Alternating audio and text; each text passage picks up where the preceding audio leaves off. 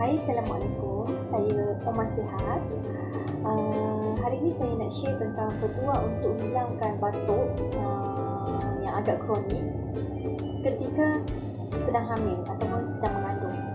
Okey, kali itu kan saya sendiri pernah ada pengalaman batuk yang kuat hampir 2 minggu.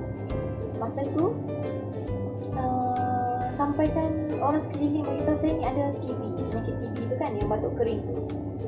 Tapi saya rupa-rupanya itu adalah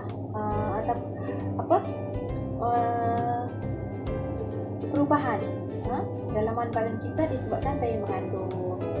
Okey, jadi nak biarkan jika kalau kita batuk semasa hamil, kita takut bila kita nak tahu tak, kalau kita tak rawat awal batuk ni, dia boleh menyebabkan tulang dekat bahagian rusuk kita ni akan patah. Sebab bahagian kawasan cavity dada kita ni tak mampu untuk menampung bebanan masa kita batuk di kanan yang kuat. Jadi apa yang saya buat?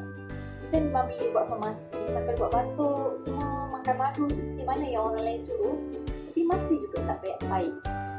Saya minum suam air panas tu masih juga tidak baik. Jadi apa yang saya lakukan? Saya ambil garlic shakeling.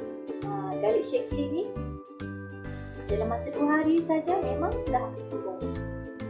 Garlic ni adalah kita sentiasa sedia maklumkan, garlic ni adalah bawang putih yang bagus untuk antibiotik kita, bagus untuk batuk pula, melegakan batuk kita lah. Jadi kepada sesiapa yang tak kisahlah mengandung atau tidak, yang ada masalah batuk, memang bagus sangat untuk ambil garlic shakeling.